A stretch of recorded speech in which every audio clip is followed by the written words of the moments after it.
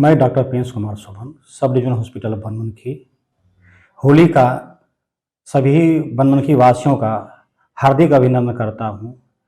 और एक बात और कि सब अपने अपने स्वास्थ्य पर ध्यान दें, क्योंकि बदलते मौसम में बहुत सारी बीमारियां आते हैं, इसलिए स्वास्थ्य पर ध्यान दें। मैं रत्नेश कुमार शाह, मोहनिया चकला मुखिया।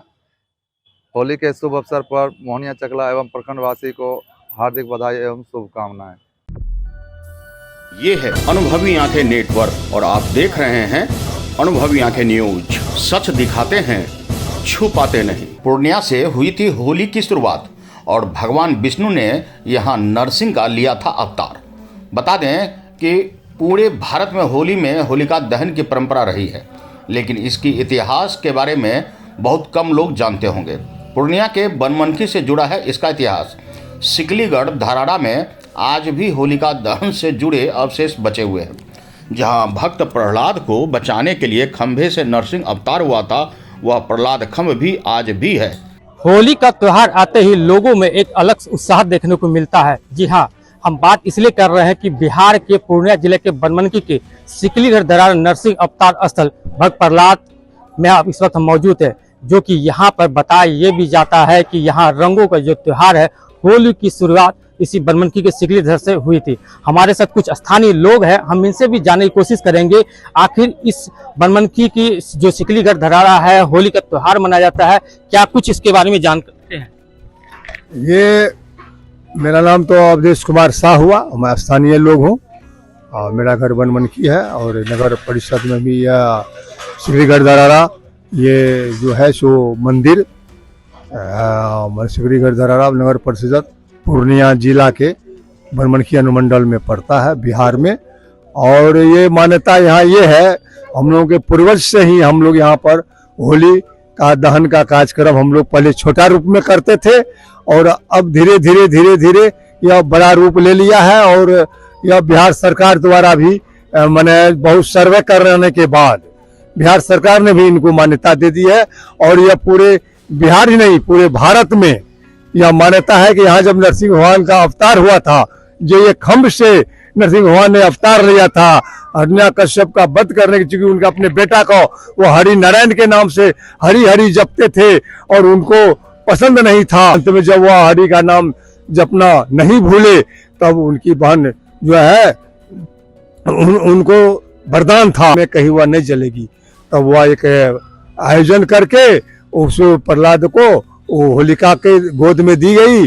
और शाम का बेला था, उसी समय में जो है एक हवा उड़ी और उसी समय में जो है जल के राख हुआ, वह भक्त प्रहलाद बच गया, वह जल के राख हो गई। और उसी समय भगवान नरसिंह भगवान इस खंभ से अवतार लिए और भगवान ने उनका वध किया। और उसी दिन से यह मान्यता ये है कि भक्त प्रहलाद जो स्थल है, यहाँ पर जो भगवान नरसिंह जो है राक्षस हिरण्यकश्यप का वध करके और इसी खंबे से प्रकट हुए थे, जो जिसका प्रमाण आज भी यहाँ मौजूद है, जो कि आप देख सकते हैं कि ये खंभ जो है दिनों दिन बढ़ता जाता है, जैसा यहाँ के लोग बताते हैं। हमारे साथ मंदिर के पुजारी हैं, इनसे भी हम जानने की कोशिश करेंगे।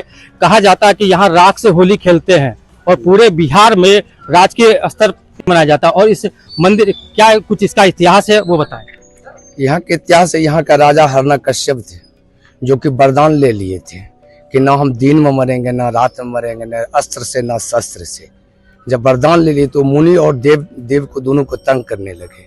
इसके बाद उनका पुत्र जन्मे भक्त प्रहलाद, जो कि अपना पिताजी का बात नहीं मानते थे, बोलते थे पिताजी हमको भगवान वर। पुत्र बोलते थे कि हम आप मेरा भगवान है, भगवान कोई और है।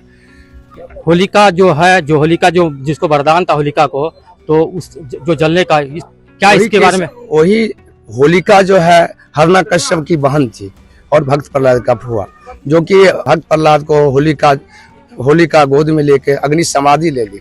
अग्नि समाधि में होलिका जल के राख हो गई और भक्त प्रहलाद बच गए।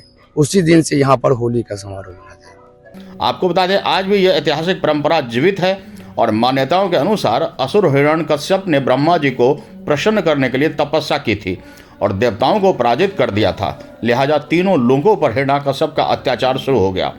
भगवान विष्णु ने भक्तों के कल्याण के लिए अपने अंश प्रहलाद को असुर राज की पत्नी करियाधु के गर्भ में भेज दिया।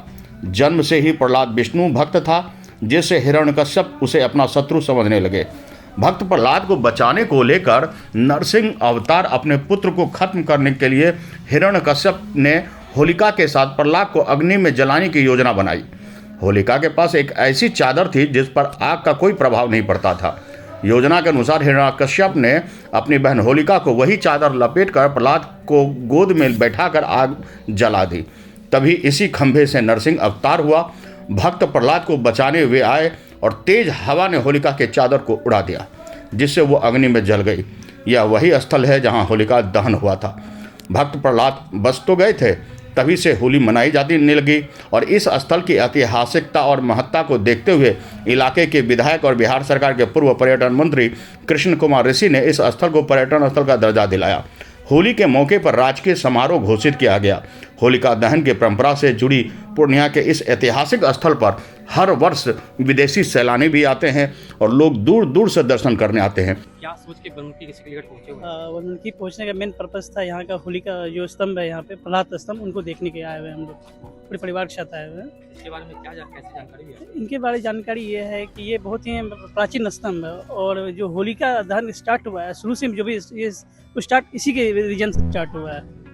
जो राक्षस थे उनका नाम नहीं पता है, उनको प्रहलाद जी ही के मतलब द्वारा उनको मारा गया था और इसलिए ये फेमस है।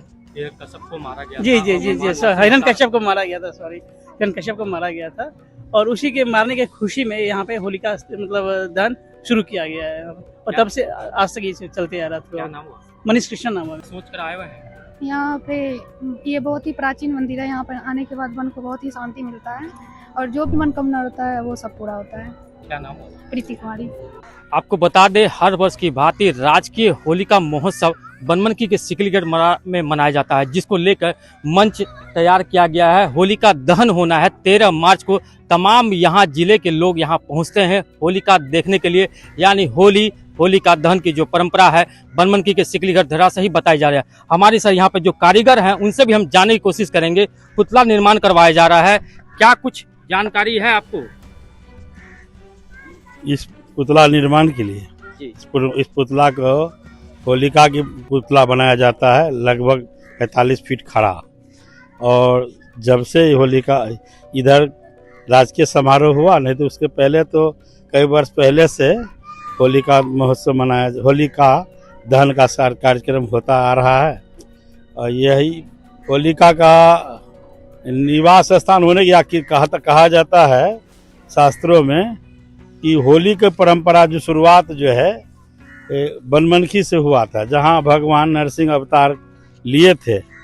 और नरसिंह अवतार लेने से पहले हिरण्यकश्यप के बहन का नाम था होलिका, जिसको भगवान ने ब्रह्मा के वरदान से इसको एक चादर मिला था जो अग्नि में ओढ़ कर बैठ जाने से नहीं जलता था, आदमी नहीं जलता था।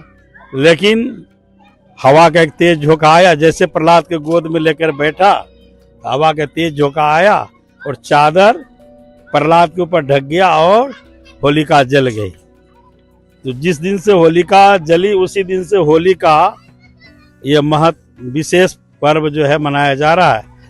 और हमारे यहाँ ये नरसिंह अवतार स्थल है, जो भगवान नरसिंह अवतार लिए थे, जो प्रहलाद की रक्षा के लिए और हिरण्यकश्यप के वध करने के लिए। तो यही यहाँ पर विराट ये पुतला बनता है, 45 फीट खड़ा पुतला बनता है बैठा हुआ। तो देख सकते हैं ये कारीगर थे जो कि पुतला निर्माण कर रहे हैं।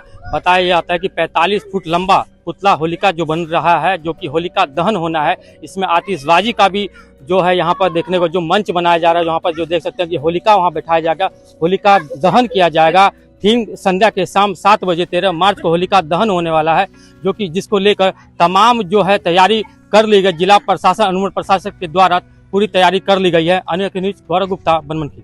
आज भी वह प्रहलाद खंभ है जिससे प्रहलाद को बांध दिया गया था और जिसको फाड़ कर भगवान नरसिंह अवतरित हुए थे। भगवान नरसिंह का यहाँ भव्य मंदिर भी सुशोभित है। बनमनखी से अनुभवी आंखें न्यूज के लिए गौरव गुप्ता की रिपोर्ट। तो आज के लिए इतना ही। हमारे साथ बने रहिए और देखते रहिए अनुभवी आंखें न्यूज और पढ़ते रहिए अनुभवी आंखें अखबार। सोशल साइट्स, ऑनलाइन चैनल पे जाकर आप हमारे चैनल्स को देख सकते हैं, लाइक और सब्सक्राइब भी कर दीजिए। दोस्तों, आप हमसे जुड़ने के लिए अपना पासपोर्ट साइज फोटो और एक आधार कार्ड की फोटोकॉपी हमें भेज दें और हमसे जुड़ें। हमारे से जुड़ने के लिए इस नंबर पे आप हमसे बात कीजिए। हमारा नंबर है 8826227802।